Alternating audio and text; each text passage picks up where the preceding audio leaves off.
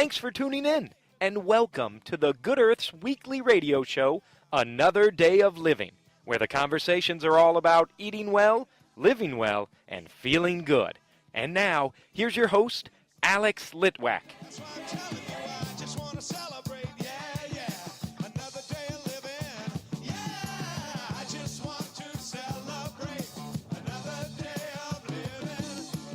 Sitting outside in a very peaceful garden outside the Unitarian Universalist Church here in Indianapolis, and I am with Guru Ganesha. Hello and welcome. What a pleasure to be with you in this beautiful garden. Isn't this great? Yeah. I love it. I always like to interview outside if I can, and as long as no bird decides to do anything damaging to us, I'm okay. Good to be with Mother, huh? Yeah. So, Guru Ganesha, what does that mean? Well, interestingly, my Irish Catholic mother did not give me that name. And but when I was in my early 20s and I met this great yogi from India named Yogi Bhajan, and he helped inspire me to leave all the drugs behind and to walk the path of yoga. At a certain point, I asked him for a spiritual name, and this was 1974, and he wrote on a napkin, Guru Ganesha. And I'm like, my God, what does that mean?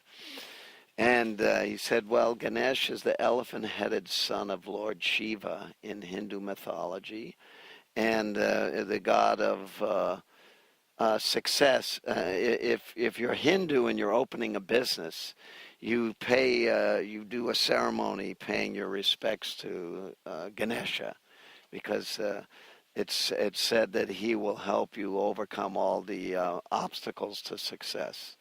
Guru, though, means teacher, spiritual leader. Gu is darkness, Ru light. Guru means that one who guides from darkness to light, you know. And I believe the Guru is inside. I don't feel like I have a special title. I believe there's a Guru inside everybody. Oh, wouldn't that be great? Yeah. Not always evident, though.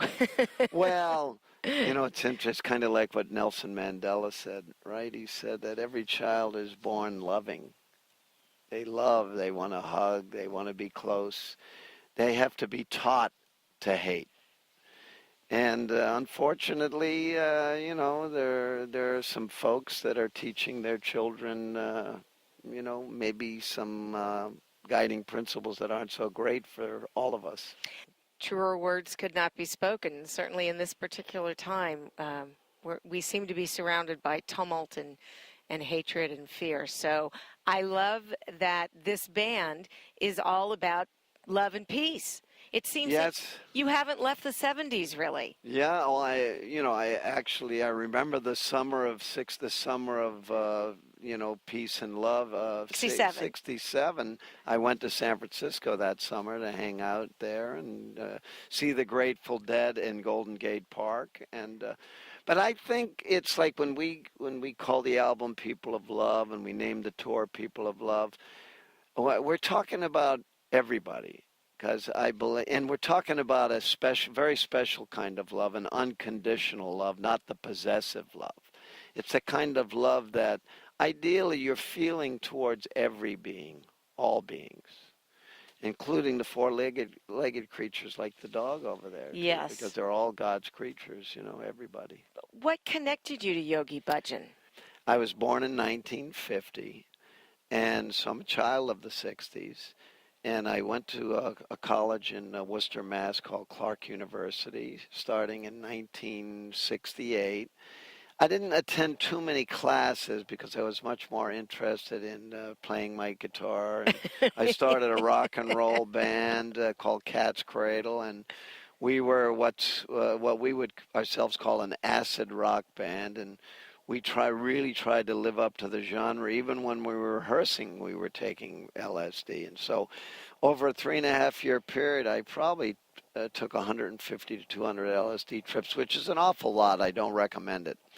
But I got to a point where my soul, I think on the committee that we all have, there's one voice representing the soul, but it's a quiet voice. But my soul was upset, and it was screaming at me at that point saying, hey, man, you better find an alternative way to feel good or you're going to die. And there were a lot of people in our generation that were ODing, and a lot of rock musicians who were ODing. People were starting to experiment with yoga and meditation. And there were some great teachers that came from India at that time, not, Yogi Bhajan amongst them, Swami Satchidananda, Muktananda. There were a number of really great teachers. Yogi Ji said because he said his teacher told him there was a whole generation of young people in the West destroying their nervous systems on drugs. We were called hippies, right? And one of which was me. But so I started practicing yoga and meditation under the guidance of Yogi Bhajan in February of 1972. And at one point, I realized that, as much as I love my rock and roll band, I was the only one doing yoga. They weren't interested in yoga. They were still kind of more interested in taking drugs, and I got the strong intuition it was probably time to part ways. I talked to Yogi Ji about it, and he understood my pain because they were my tribe, they were my family. But he said, anything you leave behind to walk on the spiritual path, the path of yoga, the path of consciousness, will remanifest in a higher form down the road. And now I look at, I turn to my right when I'm on stage some nights and I go, wow, he was right. Because I have a beautiful rock and roll band now. We do rock and roll for the soul. And they're all yogis.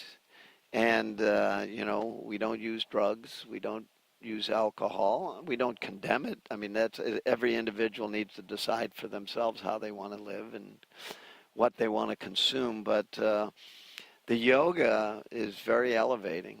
And I think as a result, Yogi Ji at one point, when I first met him, I was introduced to him as a rock and roll musician. And I definitely looked the part.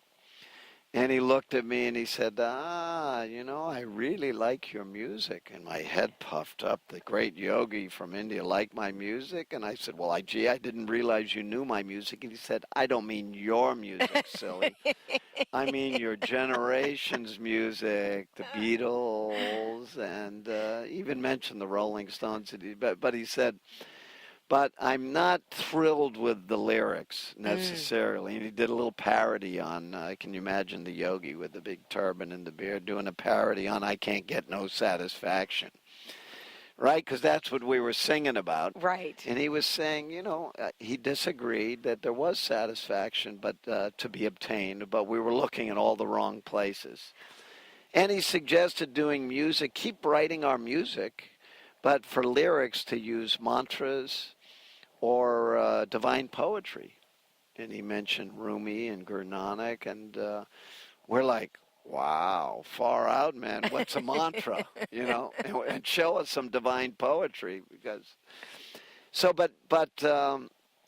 I kept doing the music. I left the rock and roll band, which was probably a good idea at the time. And then basically for the next 30 years played kind of living room music in the ashrams,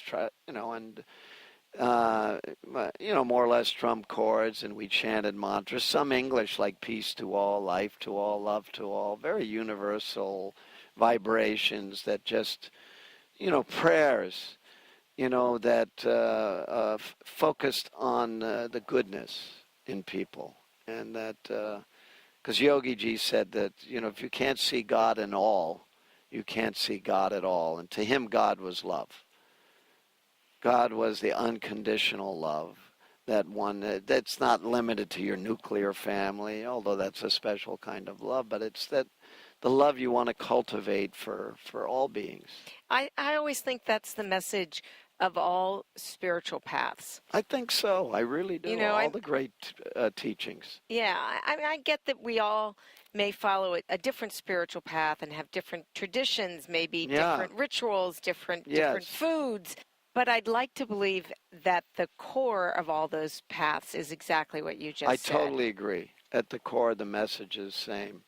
Be kind, be loving, be compassionate, serve others. Make sure others are fed before you're fed, I mean, look at the lives of people like Mother Teresa and Gandhi. And it wasn't limited to any particular religion or particular spiritual path. There There are great saints that lived on a variety of different traditions and paths. Yes, I think we're so much more alike than people tend to assume.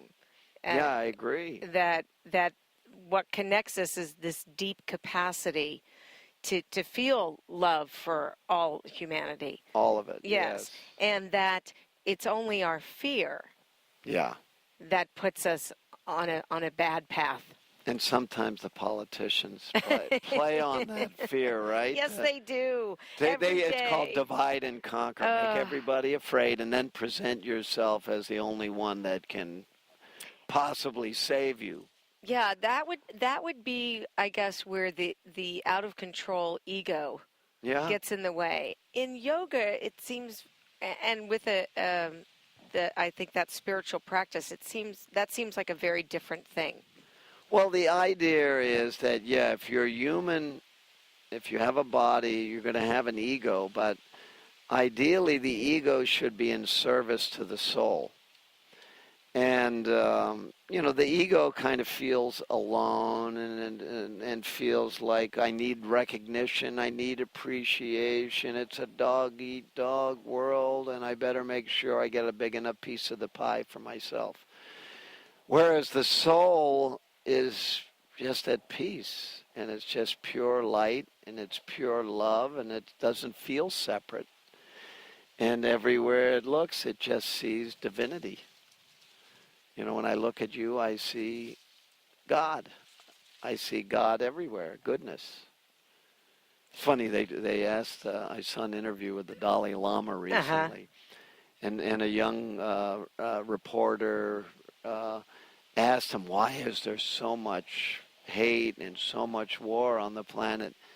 And he gave the young man a beatific smile, and he said, well, there's peace everywhere I go. And he didn't say it in an arrogant way. No. What he's just saying is you can be peaceful. I've heard that the Dalai Lamas even walked into war zones and both sides decided it was not a good idea to kill the Dalai Lama. They stopped fighting, right? No. Well, he has an amazing sense of peace about him and an amazing presence. And his message is always the same, just as I believe your message is that we stay connected to our souls and be kind, be gentle, and do something to help other people, to lift them up. Yeah, for me it comes down because I see the whole universe as one divine energy. Now I can't prove it's one, but that's my experience of it. So if you are someone who believes in the oneness of all, then at a certain point you have to decide, okay, well, do I trust the one or do I not trust?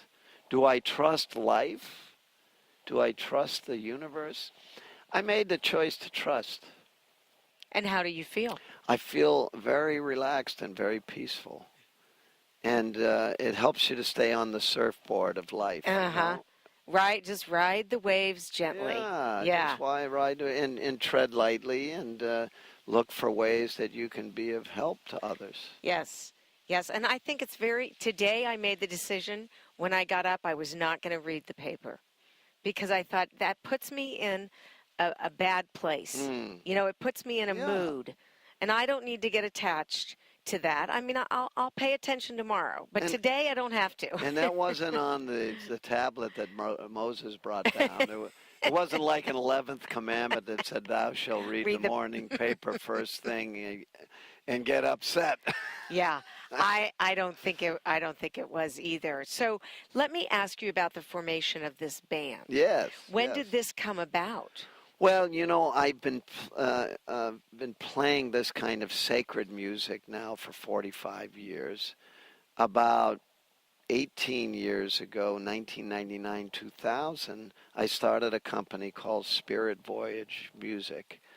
And mainly at the time to get the music of Sanatam Kaur out. I don't know if you're familiar with Sanatam Kaur, but she's a very well-known sacred music singer who has this kind of a voice that could wrest tears out of a stone gargoyle, It touches hearts. And she's someone, she had no desire for fame or fortune or any of the above. But whenever I hear her sing, I would go, my God, people need to hear this voice. And so I was fortunate to have a successful business. I do, my day job, so to speak, is I deliver sales training, sales management training, negotiation skills training into the high-tech industry. I teach people how to sell complex big dollar solutions by being the opposite of the typical pushy, obnoxious, self-serving salesperson, by becoming a great listener, by operating with total integrity, by being faultlessly honest.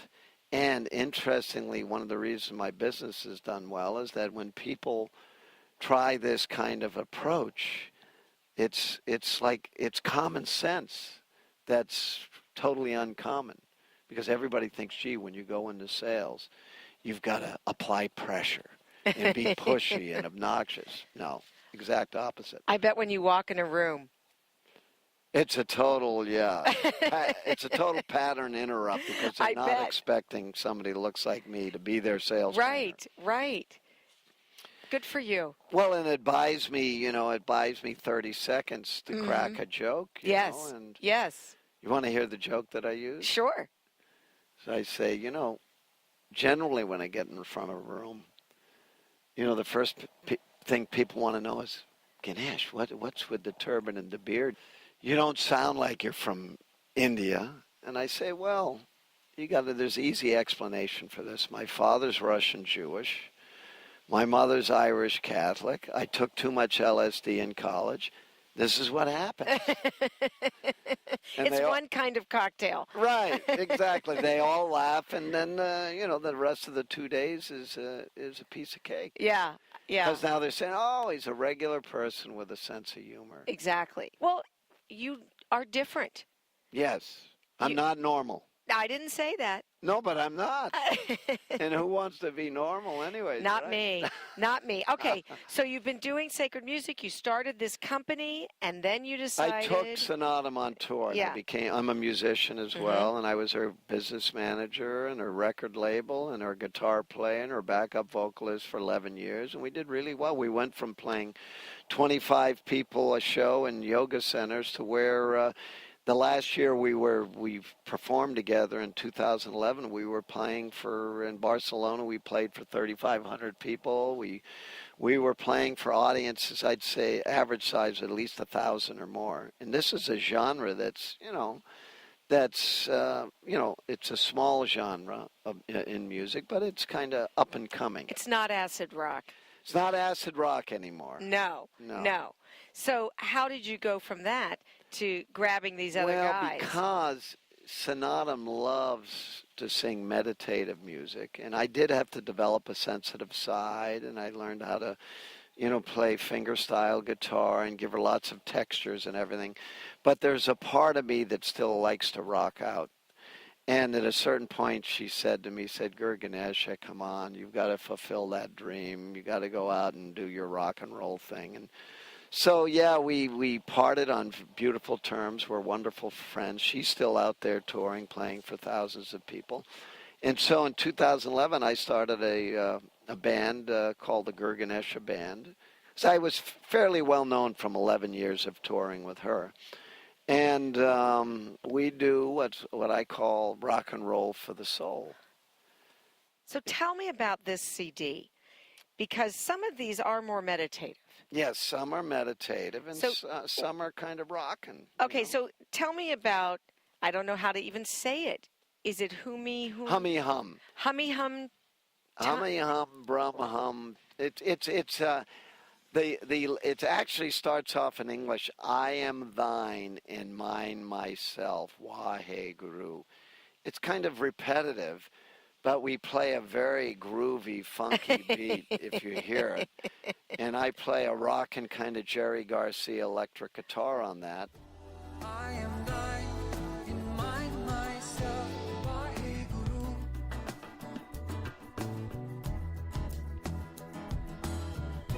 Hummy hum,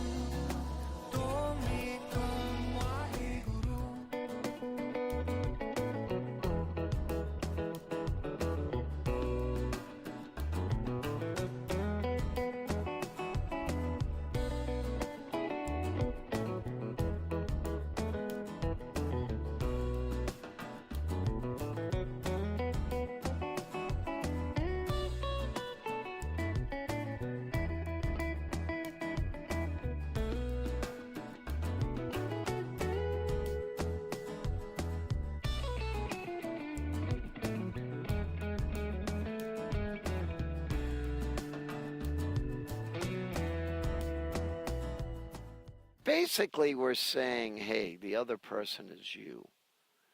We are one. And the theme runs through the whole album basically, which is let's not just live with each other, certainly not live at each other. Let's live for each other. In our homes, in our cities, in our global community, let's live for each other. The title track, People of Love, the lyrics are from a poem by Yogi Bhajan that he used to get us to sing this. We are the people of love. So let us people love today. We are the people of love. Let us people love today. We are the people of love. So let us people love today. We are the people of love. Let us people love today. And it's that unconditional love that let us appreciate each other. Everybody has a gift. Let's honor it. And let's not be so judgmental with each other. Not an easy thing to do. Yeah. I mean, I have certain guidelines that I live by, but, I honor and appreciate everybody's right to live according to whatever guidelines, provided they don't try to impose their will on other people. That's when you cross the line, you know? And we see that happening all the time. Yeah. I mean, yeah, that my way or the highway. Yeah, it doesn't work too well, does it? It doesn't seem to be. So I think we're in troubled times because of it. So speaking of troubled times, this last track on this is called Troubled Times. Yeah, and it's a little almost like Crosby, Stills, Nash and Young, but with more current lyrics. And then the end of the song, there's a beautiful Irish farewell blessing that we sing. In these troubled times, we look to find a way to heal our world, heal our hearts. In our confusion, when we don't know what to do, can we live for each other? Come together for each other. Come together for each other.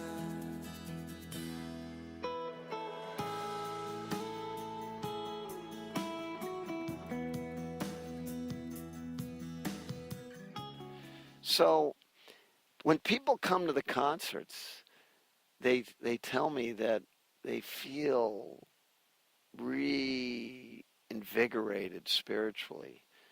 They feel more hopeful. And that's why I like touring, because it creates opportunities for people to come together for a real positive purpose, to be together, to sing together, to pray together, to meditate together, to dance together, and to celebrate the highest aspects of being a human being. So your dream did come true. It really did. I mean, Yogi Ji was right. It's remanifested. And, I'm 67 years old right now. And people are surprised because I have a lot of energy on stage. I have more energy on stage, I think, than off stage. But I'm giving myself permission to do something joy-filled.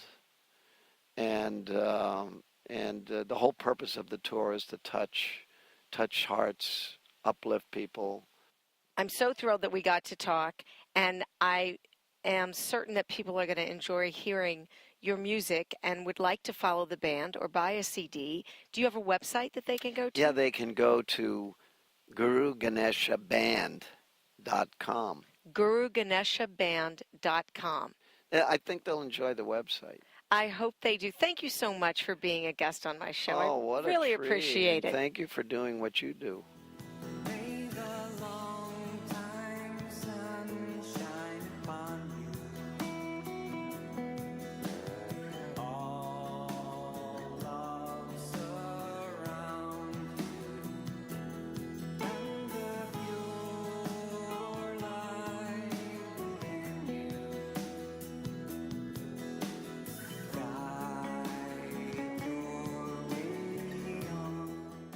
The Good Earth Natural Food Company is celebrating its 46th year as Indy's original source for organic foods, high-quality supplements, toxin-free body care products, therapeutic herbs and teas, cooking spices, essential oils, healthy shoes, and so much more. Our experienced staff is here to help you choose from over 20,000 items in our lively home in the village of Broad Ripple. We're open Monday through Saturday, 9 a.m. to 8 p.m., and Sundays, 11 a.m. to 6 p.m. And our website is good-earth.com. May the long time sun shine upon you. All love surround you, and the pure light within you guide your way on. Guide your way on. Guide your way on.